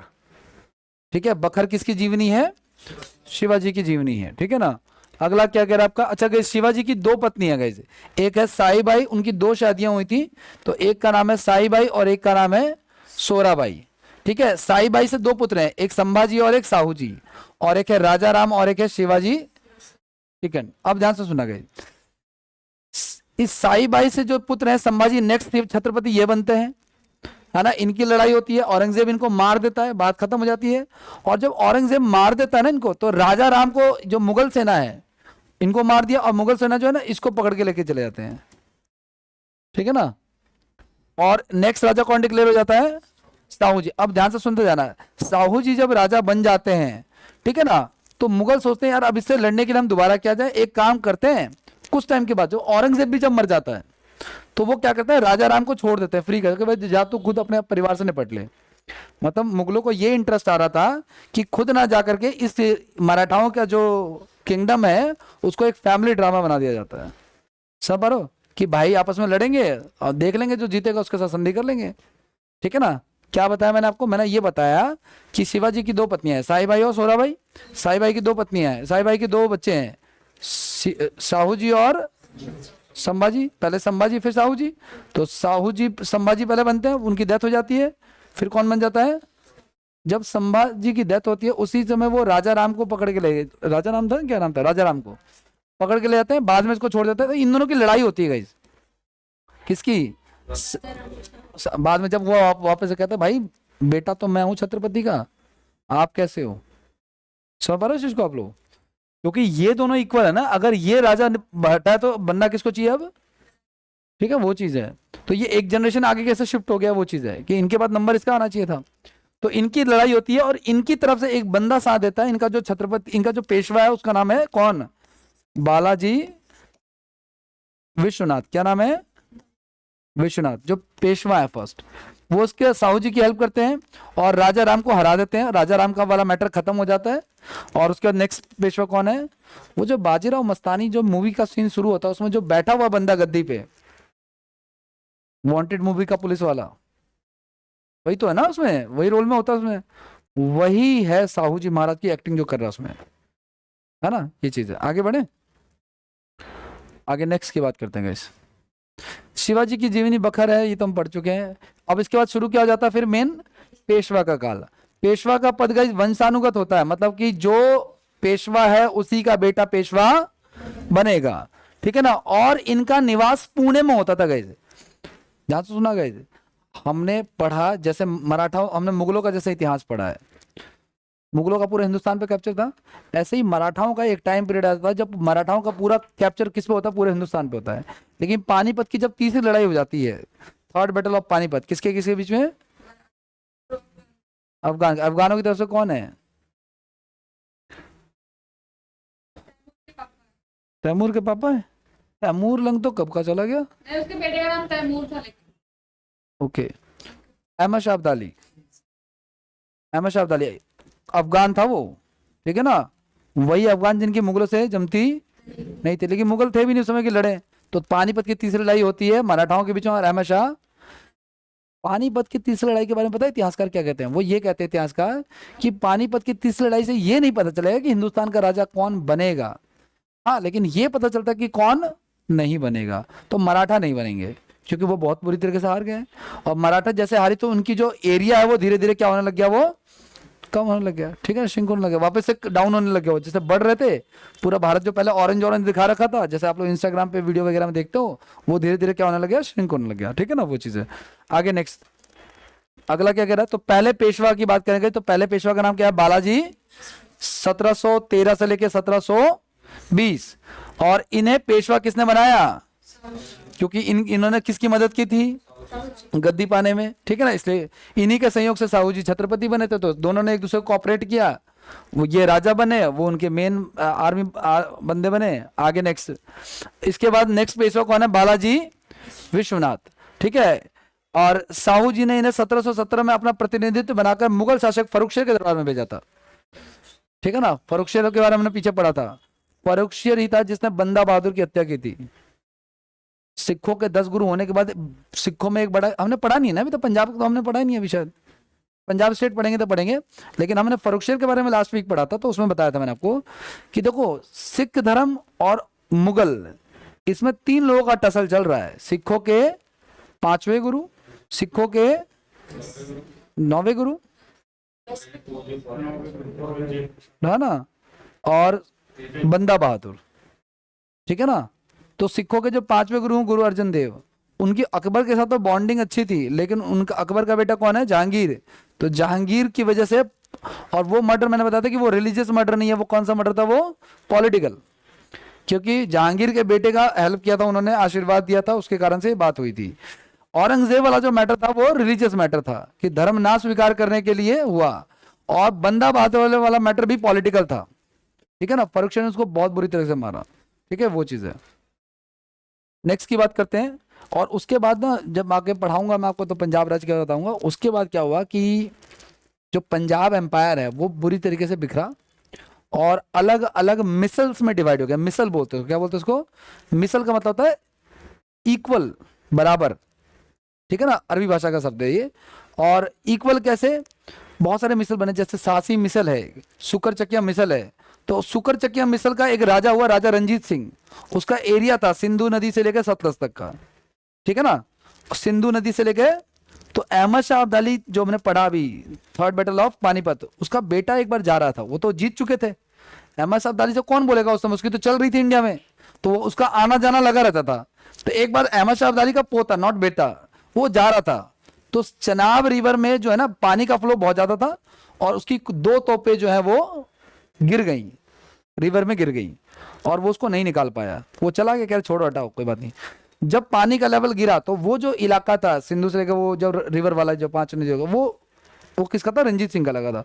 जब पानी का लेवल गिरा, उसने तोपों को निकाला, साफ किया, और उसको दे के आया वहां पे, अफगान जहां से वो बिलोंग करते थे। तो जो अहमद शाह अब्दाली का जो पोता है कि उसने कहा यार इतना डिसेंट बंदा, मैंने कहा ब्रदर हुआ यू, उसने पूछा किससे, रंजीत सिंह से, राजा रंजीत सिंह से पूछा कि ब्रदर हुआ यू। मैंने कहा जी आप कहीं के राजा हो क्या, उसने पूछा आप कहीं के राजा हो क्या। मैं कहा नहीं जी मैं राजा नहीं हूँ, कहीं का मेरा इलाका है, यहाँ इस रिवर से लेकर इस रिवर तक मेरा इलाका है। कह रहा नहीं आपको तो राजा होना चाहिए, क्योंकि उसकी मदद की थी तो बहुत चाहता था फ्रेंडशिप, तो उसने उसको लाहौर का राजा बनाया, किसको, राजा रंजीत सिंह को। उसके बाद से रंजीत, मैंने कहा ना पूत के पांव तो पालने में दिख जाते हैं, तो राजा रंजीत सिंह को जब लाहौर मिला, उसके बाद से एक्सपेंशन शुरू हुआ वापस से, किसका, सिखिज्म का। इससे अंग्रेजों को दिक्कत हुई, तो उन्होंने फिर पंजाब के साथ एक एग्रीमेंट किया कि भाई आप इसके बाद से नहीं बढ़ सकते। तो एक नीति भी आई थी बीच में, डॉक्ट्रिन ऑफ लैप्स, विलय की नीति, राज्य हड़प नीति, है ना। तो उसी नीति के तहत कहा कि भाई आप इस रिवर से आगे नहीं बढ़ सकते, आप सतलज रावी चनाब जो नदियां, इससे आगे नहीं बढ़ सकते, ये हमारा इलाका है। क्योंकि उस समय अंग्रेज काफी ज्यादा ग्रो कर चुके थे, वो चीज है, ठीक है। आगे इसके बारे में जो पंजाब में पढ़ेंगे तो बताऊंगा आपको, आगे बढ़ते हैं। तो साहू जी ने 1717 में अपना प्रतिनिधि बना के किसको भेजा, फर्रुख से भेजा। अब मुगलों की लड़ाई मराठाओं से थी, औरंगजेब लड़ता था, लेकिन मैंने कहा ना औरंगजेब के मरने का मुगल जो है डिक्लाइन होने लगे, और जितने भी मुगल राजा बने उनको अपना सीट बचाने से मतलब था कि भाई राजा बने रहना चाहिए, कोई राजा हो या ना हो, ठीक है ना। तो औरंगजेब ने कभी भी ये मराठाओं को कभी भी रिकॉग्नाइज नहीं किया कि भाई आप राजा हो, ये नाला को। फर्रुख ने कहा भाई कोई बात नहीं, हम आपको मानते हैं राजा। फर्रुखशियर ने के दरबार में भेजा था, ठीक है, और फर्रुखशियर ने छत्रपति के पद को क्या दिया, जो वो माने थे, जो शिवाजी ने, सॉरी वो औरंगजेब ने नहीं दिया, ठीक है ना। फर्रुखशियर को क्या करना है, कह रहा भाई मानो मत मानो, हमें क्या, हमें तो गद्दी पे रहना 4 दिन, ठीक है ना, वो चीज है। तो उसने रिकॉग्नाइज कर लिया, वो चीज है। आगे नेक्स्ट क्या आपका, 1720 में बालाजी विश्वनाथ की डेथ हो जाती है, ठीक है। अगला नेक्स्ट से पेशवा बाजीराव फर्स्ट का टाइम पीरियड चल रहा है अभी। बाजीराव फर्स्ट ने छत्रपति साहू के कहे, हाँ वो मूवी वाला सीन जो बताया था मैंने, क्या कहा, ये जो बालाजी फर्स्ट है ये वही है, रणवीर सिंह वाला। कौन वाला है ये, रणवीर सिंह या कपूर, ये कंफ्यूजन रहती है, आप लोग देख लेना, रणवीर सिंह वाला है ये, ठीक है ना। छत्रपति साहू जी से इसने कहा, इस बंदे ने, कि भाई ये जो मुगल एम्पायर है ये क्या है, एक पुराना पेड़ है, और इसकी शाखाओं पे ना वार करके हम क्या, इसकी शाखाओं पे वार ना करके हम इसकी कहां पे वार करें, जड़ों में। और इसकी जड़ कहां है, दिल्ली में। इसकी जड़ कहां है, दिल्ली में। तो भाई ठीक है, प्लानिंग बनेगी, दिल्ली पे अटैक करेंगे, बात खत्म हो गई, ठीक है। तो बाजीराव फर्स्ट जो है 500 घुड़सवार लेकर के, मुगल शासक मोहम्मद शाह, कौन, इसकी बड़ी इंटरेस्टिंग है। मोहम्मद शाह कह रहा है, फर्रुखशियर ने तो रिकॉग्नाइज कर लिया था ना भाई कि आप छत्रपति हो। उसके बाद नेक्स्ट राजा कौन आया, मोहम्मद शाह, मोहम्मद शाह रंगीला, ठीक है ना, रंगीला बादशाह।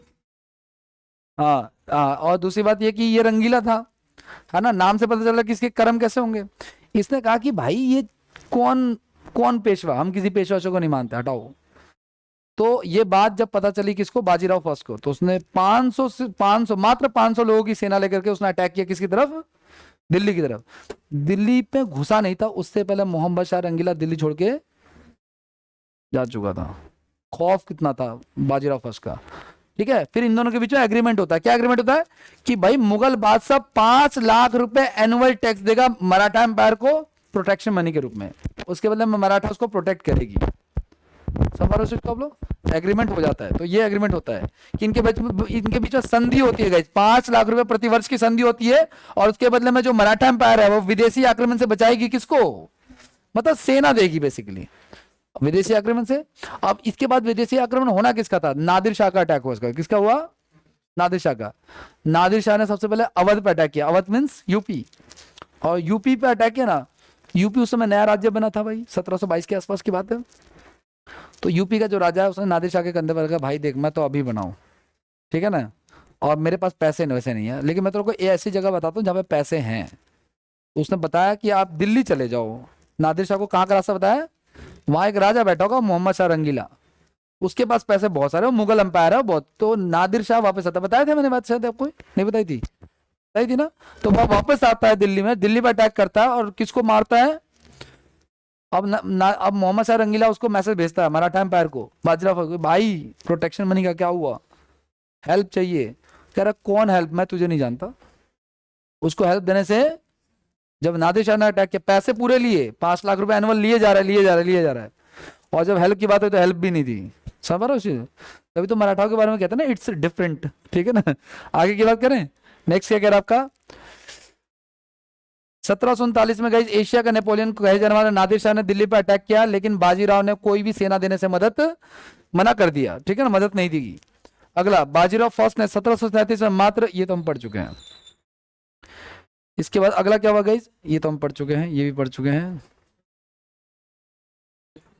ये यूरोप का नेपोलियन है भाई, ईरान का नेपोलियन है, भारत का थोड़ी था ये, एशिया का नेपोलियन है नादिर शाह। एक्चुअल नेपोलियन तो अभी पैदा भी नहीं हुआ है, अभी पैदा अंग्रेज आएंगे ना उसके बाद पैदा होगा।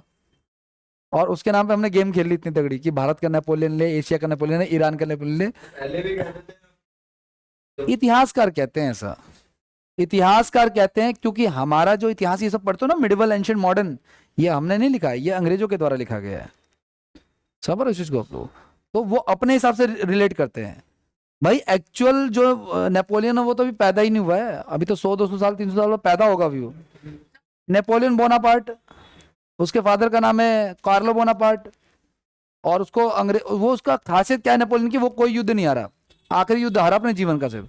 और वो इतना कॉन्फिडेंट रहता था नेपोलियन की, कभी जो एक कहानी बताते हैं कि जब एक बार युद्ध हो रहा था तो वो अपने कैंप में सो रहा था, एक उसका सैनिक दौड़ के आया कि हुजूर हम युद्ध हार रहे हैं। तो कह रहा भाई मेरे दूसरे जो में प्लान भी है वो एग्जीक्यूट करो, आप उससे जीतेंगे, इतना वो विश्वास में रहता था। तो इसलिए उसका एग्जाम्पल देते हैं, उसकी प्लानिंग इतनी स्ट्रांग होती थी। लेकिन अंग्रेजों ने उसको कॉर्सिका द्वीप पे घेर के उसको वहीं पर अरेस्ट कर लिया। अब वो द्वीप था, भागता काम वो चीज़ है, ठीक है। तो वो नेपोलियन अलग है, ठीक है। नेपोलियन मीन्स, नेपोलियन मतलब संज्ञा दे रहे हैं नेपोलियन की, मतलब ऐसा व्यक्ति जो कभी हार नहीं रहा है। तो भारत का नेपोलियन कौन है, और ईरान का नेपोलियन कौन है, नादिर शाह है, ठीक है ना। नादिर शाह जब भारत आया ना भाई, कई सालों तक दिल्ली को लूटा गया। सोचो कि आप दिल्ली में रहते हो उस समय, और आपकी सुरक्षा के लिए कोई सरकार नहीं है, यहाँ पे कोई पुलिस नहीं है, कोई भी आके लूट रहा है। दिल्ली को ऐसे कई बार लूटा गया। ये जो टाइम पीरियड चल रहा है ना दिल्ली का, बड़ा क्रूशियल टाइम पीरियड चल रहा है। 1857 की क्रांति में है, जो क्रांतिकारी थे ना वो भी लूट रहे थे, ऐसा नहीं है, क्योंकि उनको भी तो चाहिए था ना, रोटी कपड़ा मकान ये सब चीजें चाहिए चलाने के लिए। तो ऐसा नहीं कि लूट ही रहता, बट चीजें इन्वॉल्व थी, मैंने इसके बारे में पढ़ा है। और दूसरी बात ये कि 1857 की क्रांति में जब अंग्रेज आए उनका भी सेम ऐसे इन्वॉल्वमेंट था कुछ कुछ। तो ये जो दिल्ली है ना, इसमें झेला बहुत है, ये चीज है। अगर सोचो कि आप सोचो कि कोई नादिर शाह जो आया ना, एक एक घर को लूटा गया, कोई दिक्कत वाली बात नहीं। पीकॉक थ्रोन का लूटा, मयूर सिंहासन जो शेरशाह सूरी ने बनवाया था, कोहिनूर हीरा अपने साथ लूट के लेके गया था वो।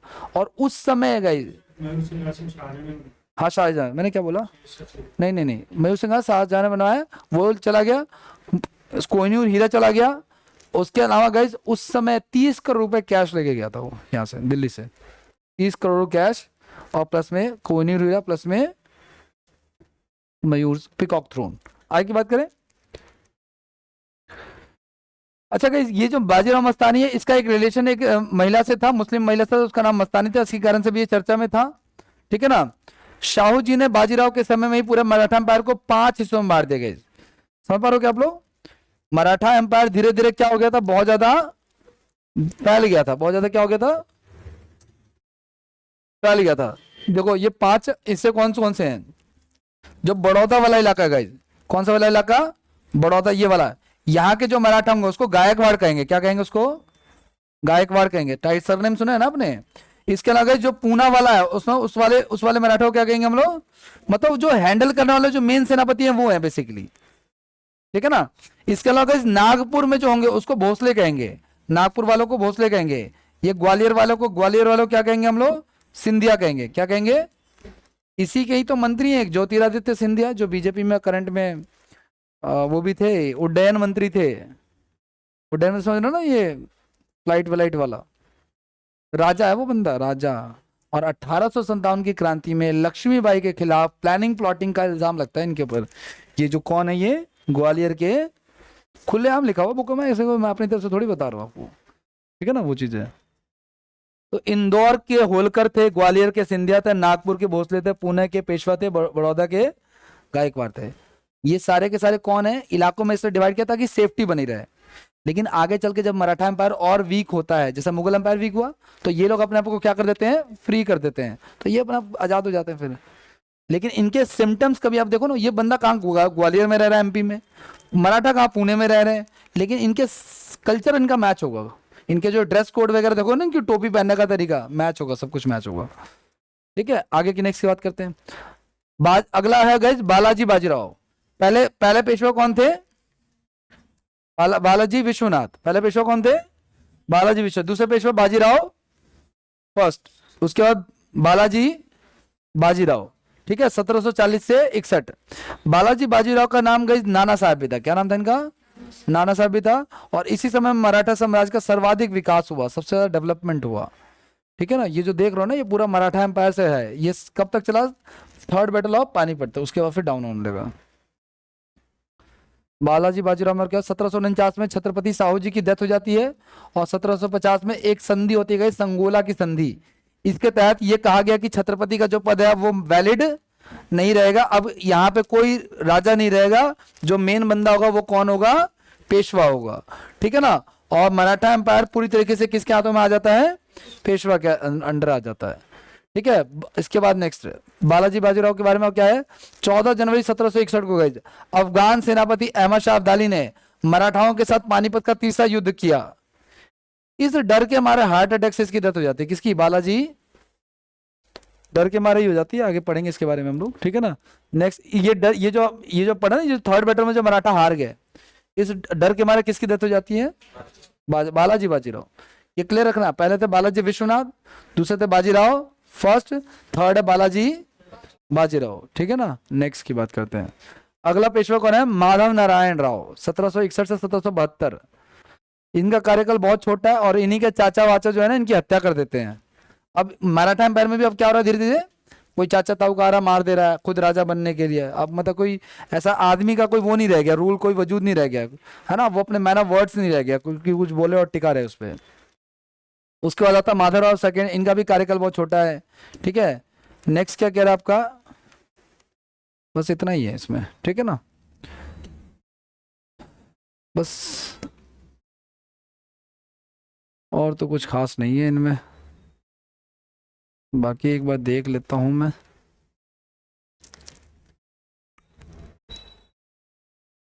मैंने सेफ्टी से तो रखा नहीं, पता नहीं होगा भी कि नहीं होगा। हिस्ट्री मराठा पर है क्या कहीं, नहीं है।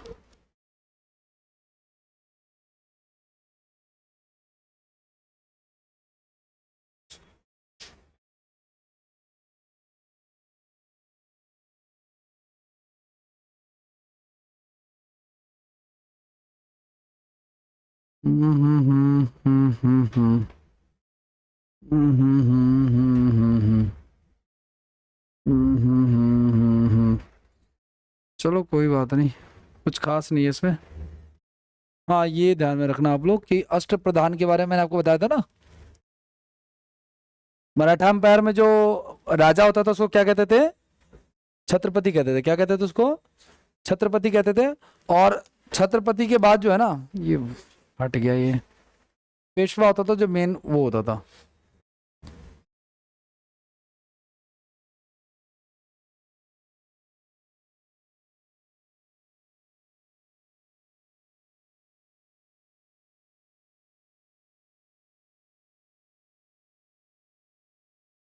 ये रहा, देखो।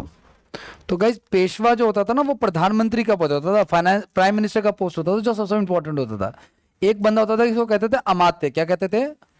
अमात्य। तो ये फाइनेंस मिनिस्टर होता था, ये राजस्व मंत्री होता था, ठीक है ना। एक होता था सचिव, सेक्रेटरी की पोस्ट के लिए होता था। एक होता था गाइज सुमंत, ये इंपॉर्टेंट है। आपसे कोई पूछेगा कि मराठा एम्पायर में जो संबंध होता था वो कौन सा होता था, तो वो विदेश मंत्री होता था। कौन होता था? है ना, मिनिस्ट्री ऑफ एक्सटर्नल अफेयर्स ये हैंडल करता था। इसके अलावा गाइज एक बाकी और कुछ खास इंपॉर्टेंट नहीं, यही ज्यादा इंपॉर्टेंट है। एक न्यायाधीश है, तो नाम से पता चल रहा है कि क्या होगा, ठीक है ना। और एक आपका मंत्री है। ये मंत्री जो था वो इंटेलिजेंस ऑफिसर को कहते थे, जो खुफिया विभाग वाला आता था ना, वो चीज है। तो दो तीन नामों को ध्यान रखना है, एक पेशवा, दूसरा अमात्य, तीसरा सुमंत, और एक मंत्री याद रखना, क्योंकि मंत्री से ये क्लियर नहीं हो रहा कि ये कौन सा मंत्री है, ठीक है। चार नाम आपको ध्यान में रखना और कुछ खास नहीं, ठीक है। मराठा एम्पायर में इतना ही है। अब आगे बढ़ते हैं। मैंने बताया गया आपको कि मराठा एम्पायर के बाद जो ये है आपका क्या नाम है, पेशवा जो हैं, वो जो मुगल एम्पायर था ना, वो जब डाउन होने लग जाता है, जब वो डिक्लाइन होने लग जाता है, जब उसकी वैल्यू गिर जाती है, तो धीरे धीरे बहुत सारे राज्य अपने आप को क्या कर लेते हैं, फ्री कर लेते हैं। और वो जो राज्य अपने आप को फ्री कर लेते हैं, उसी में ही काफी सारे राज्य आते हैं, और उसी में ही आता आपका अवध आ जाता है, ठीक है ना। अवध के बाद आपका हैदराबाद आ जाता है, बंगाल आ जाता है, ऐसे इस तरीके से। तो डिफरेंट स्टेट्स पढ़ने हैं अब हमको। तो अब हम क्या पढ़ने वाले हैं? Different states after Mughal empire. Mughal empire के बाद जो है वो अलग अलग राज्यों की बात कर रहे हैं। Different states after Mughal empire. पूरा हिंदुस्तान गाइज मुगलों के अंडर आता था, यानी सारे राज्य जो हैं जितना भी करंट है, यूपी हो, असम हो, बंगाल हो, सब के सब टैक्स दे रहे हैं। मैं तो इवन अभी पढ़ रहा था, आज ही पढ़ा था मैंने, कि असम में भी इनका कंट्रोल था मुगलों का। सोचो नॉर्थ ईस्ट में भी जाके वो कंट्रोल कर रहे थे, कैसे हैंडल कर रहे थे, वो चीज़ है, ठीक है। तो ये जो मुगल जब वीक हुए ना 1700 के आसपास, जब औरंगजेब चला गया, उसके बाद धीरे धीरे राज्यों ने अपने आप को क्या करना चालू किया, फ्री करना चालू किया। उसमें सबसे पहला जो कदम उठाया, वो कहता ना सबसे पहले जो रेड लाइट तोड़ेगा उसी के पीछे तो सारे बाइक वाले बढ़ाएंगे आगे।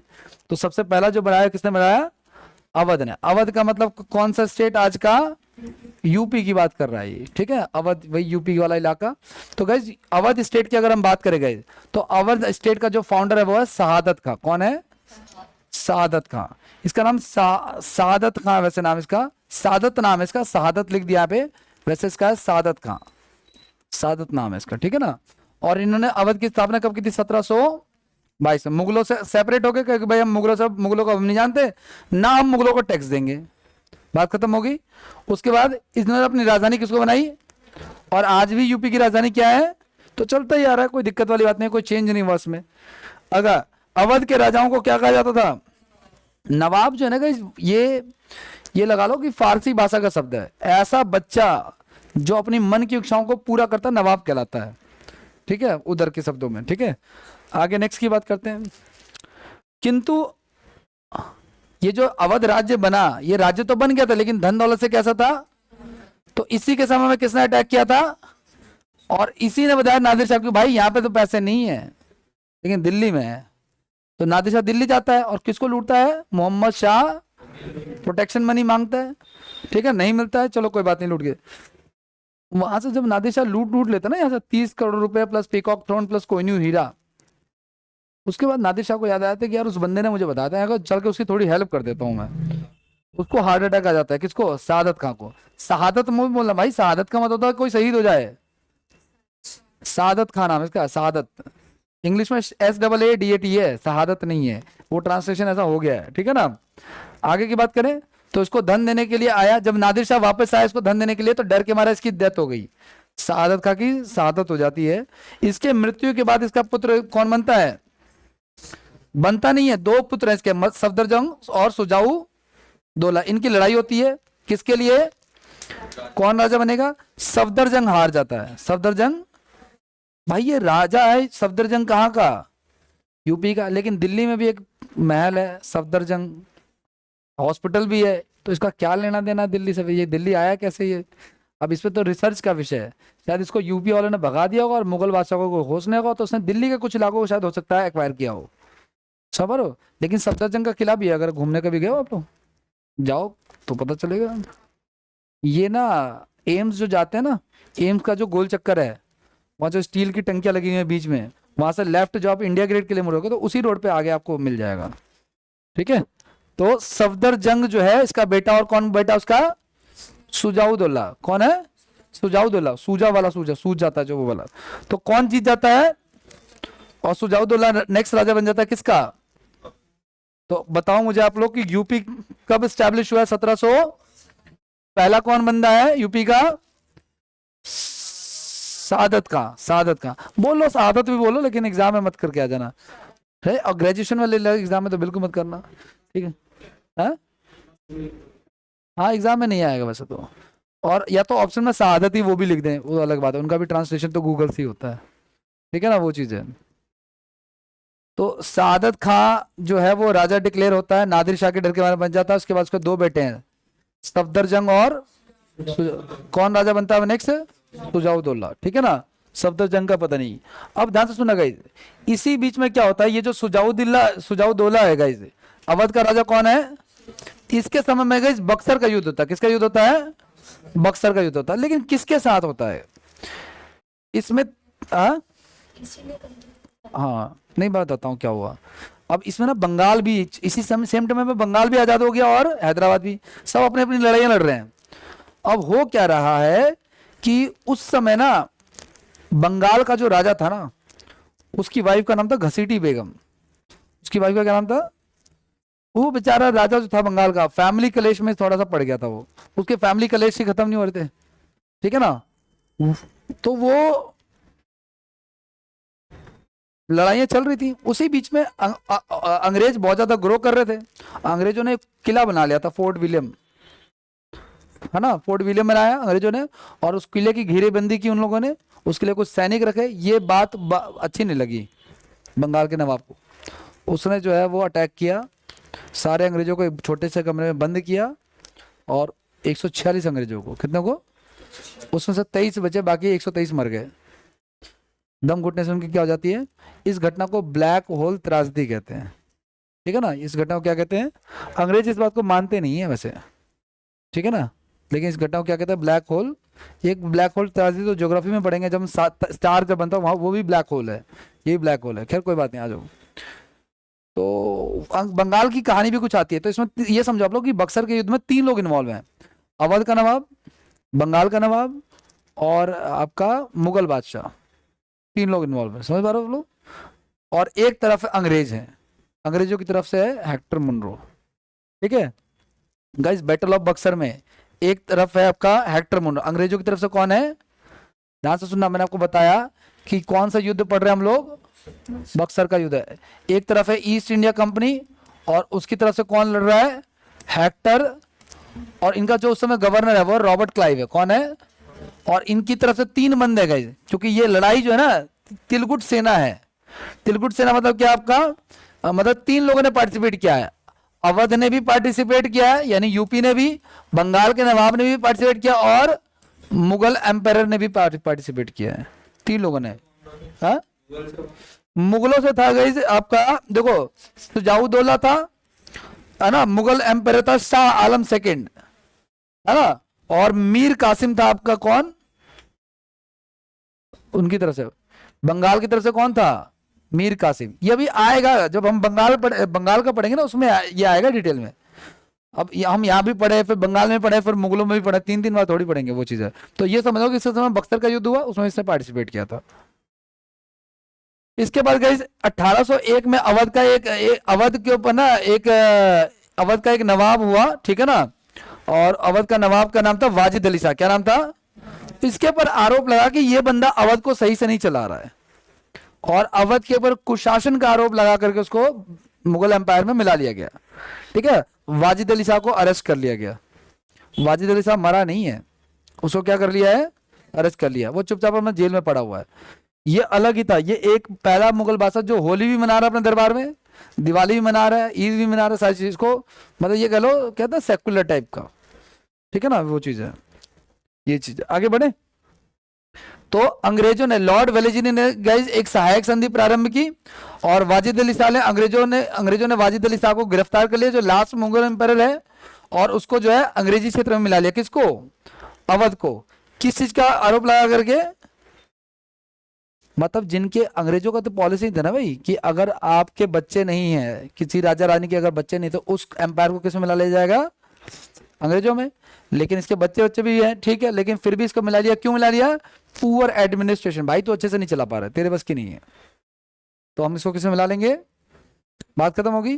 वाजिद अली शाह को, ये वाजिद अली शाह ना, इसको अलग का, यही है बंदा जिसने कथक की शुरुआत की। यूपी का डांस क्या है? Classical dance, Kathak. यही इसके दरबार में होता था कथक, ठीक है ना। ठुमरी, कथक, ये सब इसी का दिया हुआ है, ठीक है ना। आगे नेक्स्ट की बात करते हैं। अच्छा, इसकी वाइफ है गाइस बेगम हजरत महल। क्या है इसकी वाइफ का नाम? बेगम हजरत महल। अब ये इसकी वाइफ है किसकी? अब इसको बुरा लगेगा क्योंकि हस्बैंड को ले गए हैं, तो ये क्या कर सकती है बेचारी? तो इसी के समय में फिर 1857 की क्रांति हो जाती है। क्या हो जाती है? 1857 की। और ये उस क्रांति में इसको मौका मिल जाता है कि भाई अब अंग्रेजों के खिलाफ कुछ तो करेंगे, रिवोल्ट। तो लखनऊ से इसने लीड किया। 1857 की क्रांति के इंडिया में अलग अलग जगह से अलग अलग लीडर्स हैं। तो दिल्ली से है आखिरी मुगल एम्पायर बहादुर शाह जफर। लखनऊ से कौन है? बेगम हजरत महल, ठीक है ना।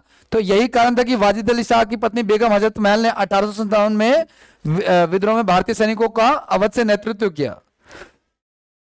विद्रोह समाप्त होने के बाद इसको ये जो है ना नेपाल चली गई, क्योंकि विद्रोह दब गया था, हम हार गए थे। ये कहाँ चली गई? इसने वहां ले रखा था 2 BHK फ्लैट, ठीक है, गौर सिटी फलाना फलाना। और वो वाजिद अली शाह भी मरा नहीं है, ये नेपाल चली गई है। वाजिद अली शाह की बहुत लेट डेथ होती है, और या उसके लगभग 20-30 साल बाद, वो जिंदा ही है अभी भी, ठीक है ना, वो चीज है। इसके बाद नेक्स्ट, अच्छा, ये जो 1857 की क्रांति है ना, रिवोल्ट है, इसके बारे में मैंने आपको क्या बताया? आपको मैंने कि 1857 की जो क्रांति हुई थी, रिवोल्ट हुआ था, इसको लेकर के अलग अलग लोगों ने अलग अलग जगह पे पार्टिसिपेट किया था। तो उसमें एक आता आपका दिल्ली से, किसने पार्टिसिपेट किया था? बहादुर शाह जफर ने। लास्ट मुगल एम्पायर था बहादुर शाह जफर। नहीं बिल्कुल किया था यार, कैसी बातें कर रहे हो आप। और क्या नाम है आपका? कानपुर से किसने किया था गाइस? तो नाना साहब ने। किसने किया था? नाना साहब के बारे में पढ़ा था क्या हमने? अभी थोड़ी देर पहले किसी का नाम हमने पढ़ा था, नाना साहब, अगर याद हो। पढ़ा था ना? पेशवा था ना, वही पपी पेशवा ये, ठीक है। अच्छा, लखनऊ से बेगम हजरत महल ने किया, ठीक है। झांसी से किसने किया? ठीक है ना। आरा बिहार में गए कुंवर सिंह, ये याद रखना, ये भी बड़ा फेमस नाम है। नाम से लग रहा हो कि यंग होगा, लेकिन ये 60 साल का बूढ़ा आदमी था, राजा था। बट बिहार से 1857 को किसने लीड किया था? कुंवर सिंह ने। ये याद रखना, ये क्वेश्चन आ सकता है, ठीक है। इसके अलावा इलाहाबाद से लियाकत अली ने, ये इंपॉर्टेंट है आपका, बाकी इतना इंपॉर्टेंट नहीं है, ठीक है ना। तो ये नाम है 1857 की क्रांति के जो लीडर्स हैं उनका, अलग अलग जगह पे। अब रिवोल्ट दब गया, झांसी की रानी जो है वो, है ना। अब झांसी की रानी की मुखबरी की थी, मैंने बताया था ना, वो सिंधिया जो थे, ग्वालियर वाले सिंधिया, मराठाओं की ब्रांच, उन्होंने वो किया था, ठीक है ना। इसी तरीके से बहादुर शाह जफर को जो है वो अंग्रेजों ने सुप्रेस किया। अच्छा, ये जो बहादुर शाह, देखो ये जो दिल्ली और कानपुर में जो हुआ ना, दिल्ली में जो विद्रोह हुआ उसको किसने सुप्रेस किया? किस अंग्रेज सेना अध्यक्ष ने सुप्रेस किया? निकोलसन ने। कानपुर और लखनऊ को कैंपबेल ने सुप्रेस किया, ठीक है। लक्ष्मीबाई को वाले को ह्यूज रोज ने सुप्रेस किया। कुंवर सिंह वाले को विंसेंट आयरे ने सुप्रेस किया। स्मिथ नेल ने सुप्रेस, ये सारे के सारे वो है अंग्रेज जिन्होंने उस अब पूरे उसमें फैला हुआ था। ये तो एक बंदा तो कैसे हैंडल करता। बंगाल के बाद गाइस नेक्स्ट राजा क्या कहाँ का आता है? हैदराबाद का। तो यहाँ के राजा को क्या कहा जाता है? निजाम। अवध के राजा को क्या कहते थे? नवाब। और बंगाल का क्या होता था? बंगाल का भी नवाब होता था। बंगाल का भी क्या होता था? बस हैदराबाद का निजाम होता था, बाकी सब वो होते थे, ठीक है ना। 1728 में गए मराठा पेशवा बाजीराव फर्स्ट जो था ना, किसका बेटा था ये, बालाजी विश्वनाथ का। उन्होंने हैदराबाद पे अटैक किया और पालखेड़ा के युद्ध में निजाम को हरा करके जो है वो, है ना, वो मूवी नहीं देखी बाजीराव, सबसे कहता ना कि दक्कन में तो बस निजाम ही निजाम है, बाकी सब तो गुठली के आम है, ये डायलॉग था ना उसमें, जब वो निजाम के साथ बैठ के वो करता है। नहीं देखा आप लोगों ने मूवी, कोई बात नहीं। स्वतंत्र है, देखो सुनो, मैंने आपको बताया था कि यूपी का बना 1700 और उसके 2 साल बाद, मैंने कहा ना देखा देखी चलती है। यूपी ने कहा कि भाई मैं आजाद होना, तो हैदराबाद ने कहा कि हम क्यों पूछ रहे, 2 साल बाद हैदराबाद भी आजाद हो रहा था, किससे, मुगलों से। तो मुगलों से आजाद होता था मोहम्मद शाह, उस समय मोहम्मद शाह रंगीला, है ना, जिसने एग्रीमेंट किया था किसके साथ, उनका अलग एग्रीमेंट हुआ था। ये बाजीराव फिर हैदराबाद में जाके इसको भी लपेट रहा है, किसको, है ना, वो चीज है। स्वतंत्र हैदराबाद की स्थापना 1724 में हुई। निजाम उल मुल्क इन्होंने इसको वो किया। 1798 में लॉर्ड वेलेजली की सहायक संधि के बाद जो है ना, लॉर्ड वेलेजली अंग्रेजों ने एक एग्रीमेंट सब्सिडरी अलायंस चालू किया था। क्या अलायंस था कि जैसे मान लो ये हैदराबाद के निजाम है, अगर इनसे हैदराबाद नहीं संभल रहा तो आप साइड हो जाओ, हम संभालेंगे, बदले में आपको पेंशन मिलेगी एनुअल 50 लाख की, 40 लाख की, जितनी जैसी होगी कैपेसिटी उस हिसाब से, ठीक है ना। तो ये चीज था। तो हैदराबाद को जो है ना, ये जो अलायंस जो शुरू हुआ था सब्सिडरी अलायंस, वो मानने वाला पहला स्टेट कौन सा था, हैदराबाद। उसी को अवध में भी जैसे वाजिद अली शाह के साथ इसी अलायंस के थ्रू मर्ज किया। अवध ही हुआ था सर, क्या, मतलब वो दिल्ली जिनसे मुगल एम्पायर से, हाँ 1722 में, मतलब प्रिंसली स्टेट में ये हुआ था फिर बाद में। हाँ हाँ 1724, 2 साल बाद। स्वतंत्रता के बाद हैदराबाद पाकिस्तान में मिलने की इच्छा जताई, है ना, कि भाई हम कहाँ रहेंगे। वैसे हैदराबाद तो चाहता था कि मैं इंडिपेंडेंट रहूं। देश आज़ाद हुआ, भारतीय स्वतंत्रता अधिनियम 1947 एक्ट पारित हुआ। तो भारत सरकार के सामने, भारत के जो जितने भी प्रिंसली स्टेट थे उसके सामने ऑफर था कि भाई अगर आप चाहो तो इंडिया में रहो, आप चाहो तो पाकिस्तान चले जाओ, या आप चाहो तो अपने आप को खुद एक डेवलप कंट्री की डिक्लेयर कर सकते हो। हैदराबाद ने कहा कि हम अपने आप को डेवलप करेंगे, ना तो हम पाकिस्तान में जाएंगे। और वैसे भी हैदराबाद के लिए पाकिस्तान जाना बड़ा कॉम्प्लिकेटेड है। इंडिया का मैप देखा ना आप लोगों ने, जूनागढ़ के नवाब ने कहा कि मैं पाकिस्तान जाऊंगा। जूनागढ़ के नवाब ने क्या बोला कि मैं पाकिस्तान, और जूनागढ़ का नवाब जब पाकिस्तान जाता ना, बहुत पैसा है उन लोगों के पास, ये नवाब का 20-20 करोड़ का तो पेपर वेट यूज करता था, ऐसा पेपर वेट। ये जो हैदराबाद का निजाम था ना, गोलकुंडा की खान थी इसके बाद, जहां से कोई हीरा निकला था, तो सोचो कितना पैसा होगा। दुनिया की सबसे रिचेस्ट इकोनॉमी थी दुनिया की। आपको भी रिसर्च करना है इसकी इनकम के ऊपर। हैदराबाद का पेपर वेट यूज करता था 10-10, 20-20 करोड़ के, तो ठीक है, उतने बड़े डायमंड्स वो पेपर वेट की तरह यूज कर रहा है। तो 3 देखो भारत के जितने स्टेट्स है ना, वो लगभग भारत में मिल गए, 3 को छोड़ करके। 3 के साथ कलेश था, एक हैदराबाद, एक जूनागढ़ और एक जम्मू कश्मीर। तो हैदराबाद ने तो कहा कि हम पाकिस्तान नहीं जाएंगे, हम इंडिपेंडेंट राज्य बनाएंगे। तो उस पर पुलिस कार्रवाई की गई थी। क्या की गई थी, सैन्य कार्रवाई नहीं की गई थी, क्या की गई थी, सेना ने अटैक करने से मना कर दिया था। तो पुलिस कार्रवाई की, पुलिस ने अटैक किया। सोचो दूसरे राज्य की पुलिस दूसरे राज्य पर अटैक करके उस पर ले रही है वो, है ना। और उसको कहता है ऑपरेशन पोलो, है ना। सरदार वल्लभ भाई पटेल जो, जिनको लौह पुरुष कहा जाता है, अभी लास्ट संडे ब्लाइंड का एग्जाम था, उसमें क्वेश्चन आता कि लौह पुरुष कौन था। ठीक है, लौह पुरुष सरदार वल्लभ भाई पटेल थे। अगर लौह महिला की बात करें तो वो इंदिरा गांधी को कहा जाता है। आई की बात करें, चलो हैदराबाद का मैटर खत्म हो गया। लेकिन जूनागढ़ तो जस्ट गुजरात के ऊपर है, अगर आपको इंडिया का मैप पता है तो। और उसके लिए बड़ा इजी है कि वो पाकिस्तान में मिल जाए, क्योंकि वो जस्ट बॉर्डर शेयर कर रहा है उसके साथ। लेकिन जूनागढ़ का जो नवाब है ना, उसके जूनागढ़ से पूछा गया कि रेफरेंडम होगा यहाँ पे, भाई जनमत संग्रह होगा। तो जूनागढ़ की जनता ने कहा कि भाई हम किसके साथ रहेंगे, इंडिया के साथ रहेंगे। तो जूनागढ़ के नवाब को यहाँ से जाना पड़ा, ठीक है, वो चीज है। तो जूनागढ़ का नवाब जो अपने 300 कुत्तों के साथ पाकिस्तान चला गया। अब जिन्ना सोच रहा था कि पैसे लेके आएगा, लेकिन वो क्या लेके आया, कुत्ते लेके आया, 300 कुत्ते, ठीक है ना। इसके अलावा गाइस एक बच्चा मैटर किसका, जम्मू कश्मीर का, ठीक है। वो हम पॉलिटिक्स जब पढ़ेंगे तो मैं आपको बताऊंगा। आगे की बात करें या, ठीक है। तो ये सारी बातें हुई। इस पे ऑपरेशन पोलो चलाया गया गाइस, है ना। ऑपरेशन पोलो के बाद इसको बुलाया गया है। एक ऑपरेशन और भी है जो स्वतंत्र भारत में चला, ऑपरेशन ब्लू स्टार, जो इंदिरा गांधी ने चलाया था, गोल्डन टेम्पल वाला जो मैटर था उसके ऊपर। वो ऑपरेशन ब्लू स्टार था, ये ऑपरेशन पोलो है, इसको ब्लू मत बोल देना। इसके बाद नेक्स्ट आता गाइस कौन सा, कर्नाटक का इतना कुछ लेना देना नहीं है, लेकिन कर्नाटक इंपॉर्टेंट हो जाता है क्योंकि गाइस अंग्रेज भी कर्नाटक चाहते हैं और फ्रांसीसी भी कर्नाटक चाहते हैं, वो लड़े जा रहे हैं। किसके लिए? कर्नाटक में वंशावली उतनी इंपॉर्टेंट नहीं है, राजा तो इंपॉर्टेंट है ही नहीं ज्यादा, मेन लड़ाई होती है फ्रांसीसियों की और अंग्रेजों की, ठीक है ना, तो वो हमें पढ़ना है इसमें। तो गाइस कर्नाटक की स्थापना जो ना सदातुल्ला ने किया था, सदातुल्ला खान ने किया था। कर्नाटक में अधिकार करने के लिए फ्रांसीसी और अंग्रेज आपस में लड़ गए थे और इनके बीच में कितने युद्ध हुआ टोटल? और इसको इंग्लिश मीडियम वाले कहते हैं कार्नेटिक वॉर कहते हैं इसको, इंग्लिश वाले में क्या कहते हैं इसको? कार्नेटिक। और हिंदी में कहोगे तो आप कहोगे कर्नाटक युद्ध कहोगे, और क्या कहोगे, ठीक है ना, वो चीज है। तो पहला जो कार्नेटिक वॉर हुआ कब हुआ? 1746 से 48 में। ये किसके बीच में हुआ था? ये ब्रिटिश के बीच में होता वॉर। फ्रेंच की तरफ से जो गवर्नर था उसका नाम था डुप्लेक्स, ठीक है ना, और अंग्रेजों की तरफ से जो कर्नाटक का जो नवाब था ना वो और अनवरुद्दीन था, ये दोनों मिलकर लड़ रहे थे, है ना। और ये जो युद्ध खत्म हुआ वो गाइस एक्सला-सापेल की संधि के साथ खत्म हुआ 1748 में। ये डुप्लेक्स ही था गाइस जिसकी पॉलिसी अंग्रेजों ने कॉपी की थी। क्या? कौन सी पॉलिसी? कि अगर किसी से युद्ध करो तो युद्ध का सारा नुकसान का पैसा उसी से लो। किसकी पॉलिसी थी वो? और अंग्रेजों ने सीखी थी किससे? फ्रांसीसियों से। बाद में अंग्रेजों ने जब इनको भगा दिया फ्रांसीसियों को इस देश से, तो यही पॉलिसी वो आगे एग्जीक्यूट करते थे, ठीक है। तो पहला एंग्लो कर्नाटक युद्ध वॉर था वो ये हुआ। और ये इसका अच्छा एक चीज और प्रॉब्लम थी फ्रांसीसियों को, अंग्रेजों की एक और प्रॉब्लम थी, ये लड़ते थे इंडिया में लेकिन इसका रीजन इंग्लैंड और फ्रांस का वहां का होता था। पता अगर वहां लड़ाई हो गई यूरोप में तो उसका असर कहाँ दिखेगा? यहाँ दिखेगा।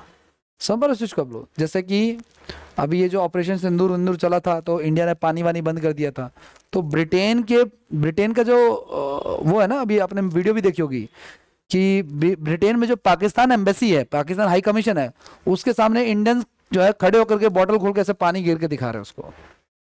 तो यहाँ का असर वहां दिख रहा है ना। बदले में वहां से पाकिस्तानी ऑफिसर निकलता है तो यूं करता है उसको इंडियन को। वो वीडियोस में रिकॉर्ड हुई है, न्यूज पैनल में मैंने देखा था कि यहाँ पे पानी बंद किया हमने, तो इंडियन चिढ़ाने के लिए कहाँ पहुंच जाते हैं वहां के सारे इंडियन। उनका क्या इंटरेस्ट है? नेशन का इंटरेस्ट है, इसलिए इंटरेस्ट आ रहा है। तो उधर इंग्लैंड और फ्रांस वाले लड़ रहे हैं, उसका असर कहाँ पे दिख रहा है? इंडिया में दिख रहा है। तो इसका जो कारण था गाइस, क्या कारण था इसका? कि वहां पे यूरोप में गाइस ऑस्ट्रिया एक जगह है, ऑस्ट्रिया के ऊपर जो राजा का जो सिस्टम होता है ना, उसको लेकर इंग्लैंड और फ्रांस के बीच में युद्ध हुआ, उसी कारण से यहाँ पे भी युद्ध हो गया, ठीक है। ऑस्ट्रिया का उत्तराधिकार का युद्ध जो है गाइस वो एक्सला-सापेल की संधि के साथ खत्म हुआ, ठीक है। ये ऑस्ट्रेलिया में जगह है उसी की वजह से, ठीक है ना। ये समाप्त हो जाता है। उसके बाद गाइस शुरू होता है दूसरा कार्नेटिक वॉर। उसका क्या शुरू होता है? दूसरा कार्नेटिक वॉर शुरू होता है। इसमें काफी सारे लोग हैं गाइस। एक तरफ है ब्रिटिश मोहम्मद अली और नसीर जंग, और एक तरफ है आपका चांद साहब और मुजफ्फर जंग। ये कर्नाटक के लोग हैं, चाचा ताऊ के लड़के हैं जो आपस में लड़ रहे हैं अलग अलग के साथ, कुछ फ्रांसीसियों के साथ है, कुछ राजा बनने के चक्कर में, ठीक है ना, वो चीज है। तो दूसरा कार्नेटिक वॉर होता है। दूसरे का कारण जो है वो, इसमें फ्रांसीसी गवर्नर डुप्ले का महत्वाकांक्षी होना था। इसमें भारत में अंग्रेजों पर आक्रमण किया। इसने भारत में अंग्रेजों पर आक्रमण किया। पहला अटैक इन्होंने किया था फ्रांसीसियों ने इसमें, ठीक है। ये जो युद्ध है गाइस वो पांडिचेरी की संधि के साथ समाप्त होता है। फिर आता है तीसरा, इसको गाइस ये जो तीसरा युद्ध है गाइस इसको 7 वर्षीय युद्ध भी कहा जाता है। क्या कहा जाता है इसको? 7 साल का था। 7 साल वाला युद्ध का रीजन था इसका रीजन भी वहां बाहर था। ये युद्ध खत्म होता है ट्रीटी ऑफ पेरिस के साथ। अब आप नाम से समझना कि जब पहला जो खत्म हुआ एक्सला-सापेल की संधि के साथ, दूसरा जो खत्म हुआ वो पांडिचेरी की संधि के साथ, और तीसरा जो खत्म होता है वो, तो जो नाम विदेशों से मिल रहा है उनके कारण भी युद्ध लड़ने के विदेशी ही थे। पहला जो युद्ध हुआ, पहला कार्नेटिक वॉर हुआ, वो ऑस्ट्रेलिया के उत्तराधिकार के कारण से युद्ध होने वाला युद्ध था, ठीक है ना। ये चीज है। आगे नेक्स्ट होगा इसमें क्या, अगर आपका तीसरा कर्नाटक युद्ध, इस युद्ध का कारण यूरोप में चल रहे 7 वर्षीय युद्ध था। मतलब यूरोप में पहले से कोई वॉर चल रहा होगा इनके बीच में, उसका असर कहां पे देखने को मिल रहा है? इंडिया में। यह युद्ध इंग्लैंड और फ्रांस के बीच में मुख्य रूप से हुआ, और इसी युद्ध के दौरान 1760 में वन डिवास के युद्ध में अंग्रेजों ने फ्रांसीसियों को बुरी तरीके से हरा दिया, और इसके बाद फ्रांसीसी जो है भारत छोड़ करके, ठीक है। ये ट्रीटी ऑफ पेरिस की फोटोग्राफ्स है, और तो कुछ खास नहीं है। ये समाप्त हो जाता है, बात खत्म हो जाती है, ठीक है। अच्छा गाइस, पांडिचेरी की स्थापना किसने की? तो फ्रांसिस मार्टिन ने की थी 1954 में। ये भारत का अंग बना है। मतलब पांडिचेरी कब आजाद हुआ है? देश कब आजाद हुआ है? 1940। ये पांडिचेरी कब आजाद हुआ? 1950। और गोवा कब आजाद हुआ? 1960। वन में। देश 48 में। हैदराबाद 48 में, वो तो खैर चलो कोई नहीं है। ठीक है, तो 3 कार्नेटिक वॉर पढ़े हमने। पहला कार्नेटिक वॉर कब हुआ था?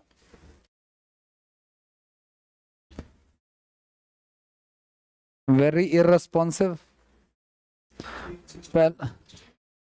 Very irresponsive. ठीक है, 1746 में कौन सी संधि से खत्म हुआ?